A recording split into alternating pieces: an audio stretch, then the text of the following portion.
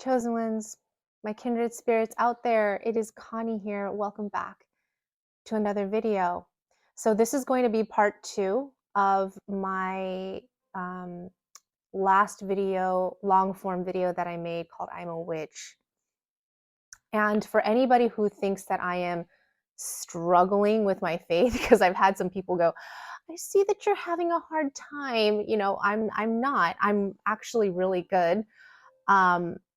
I'm just working it out with you guys so that you guys can benefit from what I've learned and the wisdom that I've gained, this last year and a half since my spiritual awakening that happened end of 2021, blah, blah, blah. Okay, so I was looking back on the video and I realized that there's some clarification that needs to be made.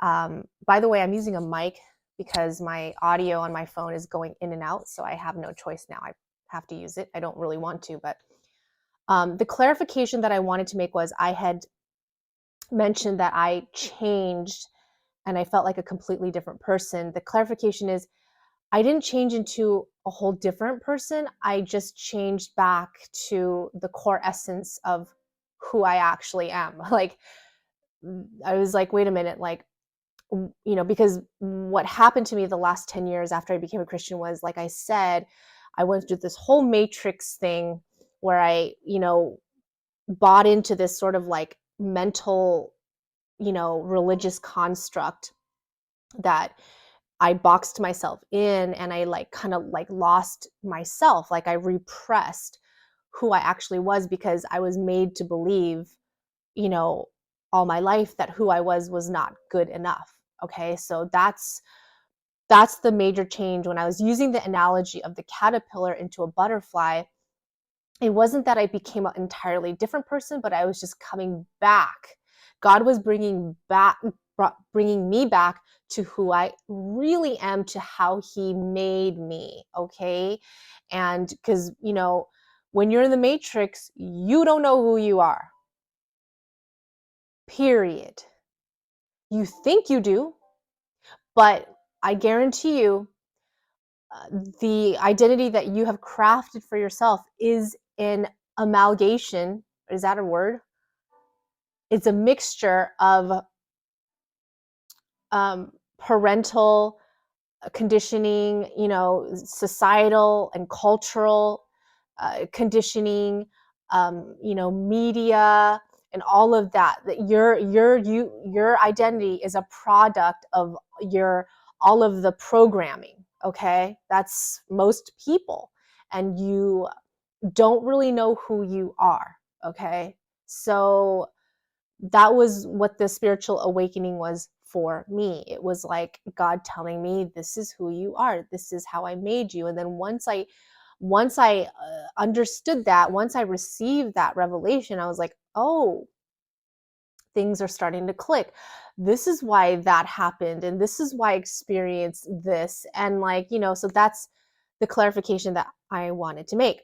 Now, the other thing that I wanted to make was, and I didn't want to give anybody the impression that like I hate Christians or I've like left the faith. I actually still go to church. I go to a mega church because I had to navigate what it is or what it was about my Christian faith that I didn't like, okay? And that I had the most problems with, and that is with, sadly to say, is the people. Like I'm such a different type of person.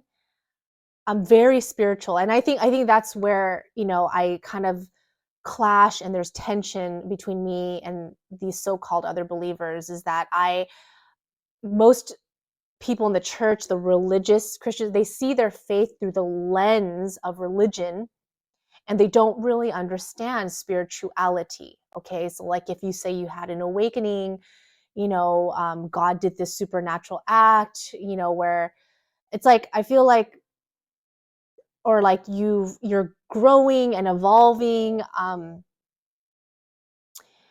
they would look at it like they wouldn't really understand. They just think that, okay, yeah, you're being sanctified and we're all being sanctified. Well, no, sanctification is more like a slow, gradual process. But I feel like a spiritual awakening is a radical shift.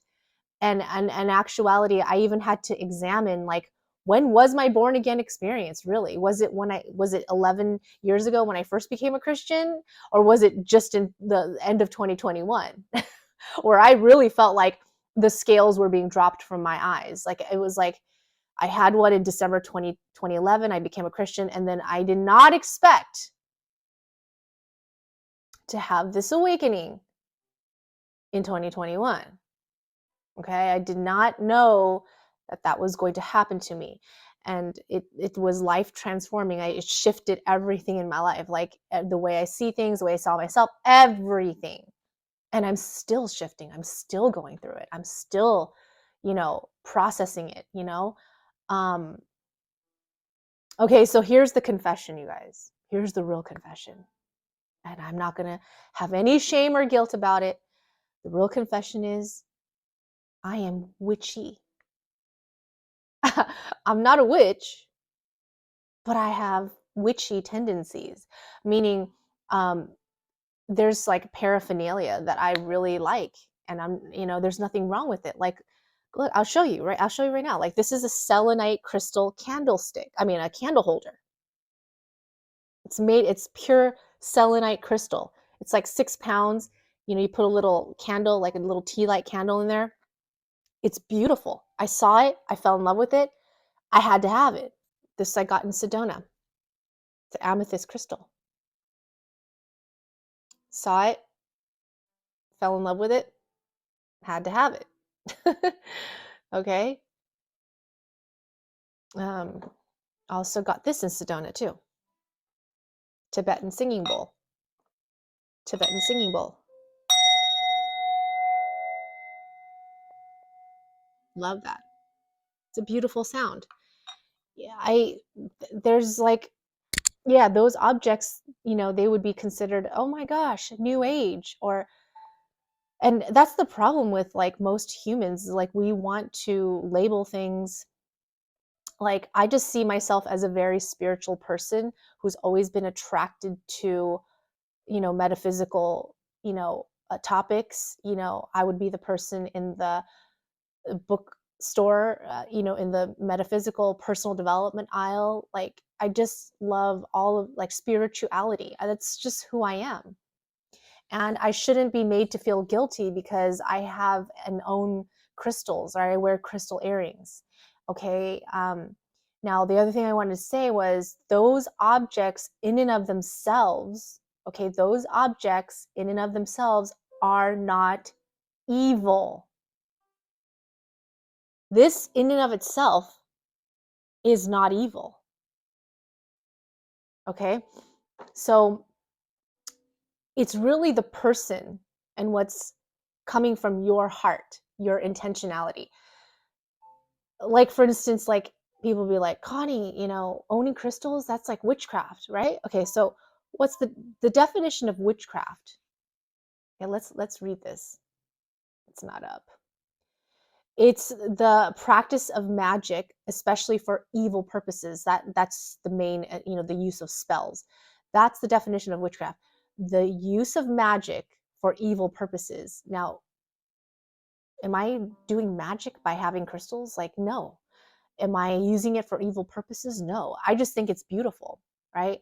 And so I feel like people like, and that's what religion does, is that it makes you put things into categories. Like, if you have this, then you're that. If you have that, then you must be a new age witch or something like that. And I'm taking myself out of that. I'm breaking out of labels. I'm breaking out of strict religious programming, because I was like that too. When I first became a Christian, like, I lost myself. Like, I became something that I wasn't, like, because I thought that Christianity, you know, was, I had to do certain things. I had to act a certain way. I had to talk a certain way. I had to dress a certain way. I had to live my life in a certain way and make it look a certain way, to make it seem like, yeah, I'm, this happy little homemaker, Christian wife. And it's like this whole identity, like I said, it was this whole identity, like they talk about in the Matrix, the mental projection of your digital self. I created that. And I was really boxed in, and I didn't even know myself, like, and that's why it was really the yearning of my soul when I went to God, for that period of time where it was like intense, like seeking of God, because I was so desperate for an answer from him, and it's really like that driving question in your mind that you have like all the time, and you're going to wrestle. Like I wrestled with him. I went to him prostrate with, just completely at the end of myself.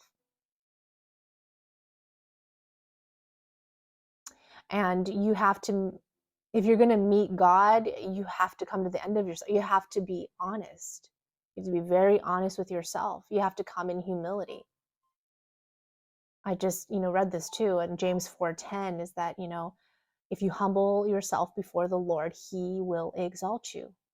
Humble yourself, go to him, in humility. Humble yourself by going to him. That's what it is. It's saying by going to God in itself is humbling, because it's like, God, I don't have all the answers. I need you. I need you to help me.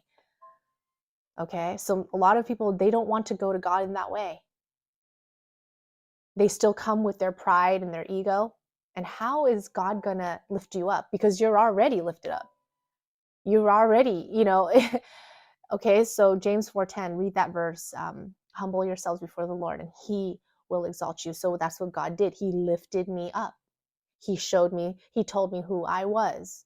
And, I'm still processing it all, you guys. Like, I'm going on this journey just like you. But I feel like I had the privilege of having God answer my prayer. Like, and I just was saying this the other day to myself. I was like, wow, God has literally answered so many of my prayers. He's answered so many of the questions that I've had for like so long, that those questions, or those things you wonder about and you don't know the answer to. He answered me. One of the things that I wanted and prayed for was a soul tribe. I got it. He gave it to me. You guys, you're here right now. You're going to actually sit down and listen to what I'm going to say. And it's going to be for more than 1 minute. It's going to be more, you're going to listen for more than a short video or reels or whatever, That to me is everything. That means that you are my kindred. You're my soul tribe. He answered that prayer. Like, okay. Okay. So going back, I'm doing this video explaining myself, because in me explaining myself, I feel like some people are really going to be set free of religion, and the box of religion, and the way it constrains, and the way it really limits God's people. Okay, because we have this twisted idea of what we're supposed to be as Christians, how we're supposed to be. And God doesn't want you to be anything other than who you actually are. And you don't really know who you are. That's why you have to go to God for that. Okay? So there is no guilt and shame in growing and outgrowing people, places, and situations.